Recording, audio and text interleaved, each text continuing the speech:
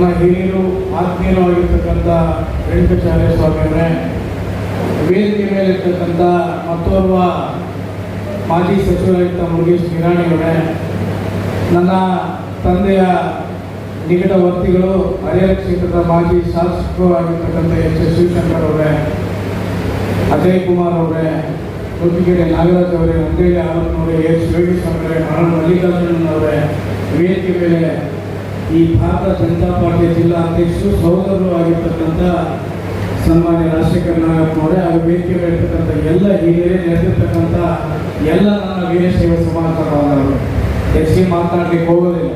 ಯಾಕಂತ ಹೇಳಿದರೆ ವೀರಶೈವ ಸಮಾಜದ ಸಭೆ ಬಹಳ ಮಹತ್ವದ ಸಭೆ. ಈ ಸಮಾಜ ಯಾವತ್ತೂ ಕೂಡ ಸ್ವಾಭಿಮಾನಿಗಳ ಸಮಾಜ ಮತ್ತು ತಮ್ಮ ವಿಶ್ವ ಪರಂಪರೆ ಇರ್ತಕ್ಕಂಥ ಇವತ್ತು ಈ ಸಮಾಜದ ಒಡನಾಡಿ ನಾನು 2 ನಿಮಿಷದಲ್ಲಿ ಮುಗಿಸ್ತೀನಿ. ರಾಜಕೀಯ ಕಾಯಕಲ್ಪ ಕೊಟ್ಟಿರ್ತಕ್ಕಂಥದ್ದು ನನ್ನ ತಂದೆಯವರಿಗೆ JH ಪಟೇಲ್ ಅವರು ಮತ್ತು ಎಸ್ ಶಿವಪ್ಪನವರು. ಈ ಮಾತನ್ನು ನಾನು ಹೇಳಲಿಕ್ಕೆ ಬಯಸಲೇಬೇಕು.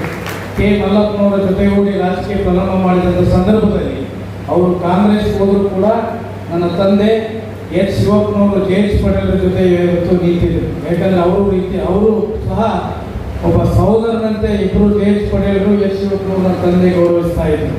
ಯಾಕಂತ ಹೇಳಿದ್ರೆ ನಾನು ಒಬ್ಬ ಸಾಮಾನ್ಯ ಕುಟುಂಬದಲ್ಲಿ ಹುಟ್ಟಿ ಸರಳತೆಯಿಂದ ಬದುಕುವ ವ್ಯಕ್ತಿ. ಇವತ್ತು ನಾನು ನಿಮ್ಮ ಆಶೀರ್ವಾದ ಬೇಡಿಕೆ ಬಂದಿದ್ದೇನೆ ಬಂಧುಗಳೇ. ಇವತ್ತು ನಾನು ನಿಮ್ಮ ಪಾದಗಳಿಗೆ ನಮಸ್ಕಾರ ಮಾಡಿ ವೀರಶೈವ ಸಮಾಜಕ್ಕೆ ಬೇಡ್ಕೊಳ್ತೇನೆ. ಇವತ್ತು ನೀವು ನನ್ನ ಶಕ್ತಿ ಆಗಬೇಕಾಗಿದೆ. ನನ್ನ ರಾಜಕೀಯ ಒಂದು ದೊಡ್ಡ ಶಕ್ತಿ ನೀವೆಲ್ಲರೂ ಕೂಡ ನನಗೆ ಆಶೀರ್ವಾದ ಮಾಡ್ತೀರಿ ಅಂತಕ್ಕಂಥ ಮಾತನ್ನು ಹೇಳಿ, ಇವತ್ತು ಶಿವಪ್ಪನವ್ರ ಜೊತೆ ನನ್ನ ತಂದೆ, JH ಪಟೇಲ್ ಜೊತೆ ನನ್ನ ತಂದೆ, ನನ್ನ ಸಹೋದರ ಕೂಡ ಇವತ್ತು ಶಿವಶಂಕರ್ ಅವರ ಮನೆಯ ಮಗನಾಗಿ ಜೊತೆ ಇದ್ದಾನೆ ಅಂತ ಹೇಳಲಿಕ್ಕೆ ಬಯಸ್ತೇನೆ ಬಂದಿದೆ. ಈ ಥರ ರೇಣುಸ್ವಾಮಿ ಮಾತನಾಡುವ ಸಂದರ್ಭದಲ್ಲಿ ಹೇಳಿ, ಇವತ್ತು ಅನ್ನದಾಸೋಹ ಮಾಡಿರ್ತಕ್ಕಂಥ ಪರಂಪರೆಯನ್ನು ನಾನು ಮತ್ತೆ ಹೇಳಲಿಕ್ಕೆ ಹೋಗೋದಿಲ್ಲ.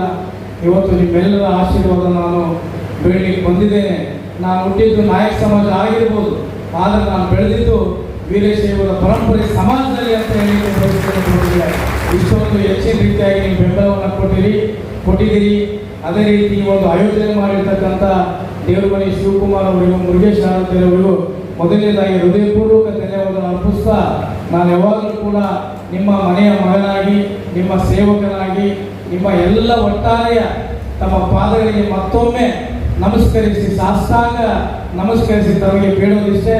ನೀವೆಲ್ಲರೂ ಕೂಡ ಒಂದು ಶಕ್ತಿಯಾಗಿ 9ರಂದು ನಡೀತಕ್ಕಂಥ ಚುನಾವಣೆಗೆ ನನಗೆ ಅಭೂತಪೂರ್ವವಾಗಿರ್ತಕ್ಕಂಥ ಬೆಂಬಲವನ್ನು ಕೊಡ್ತೀರಿ.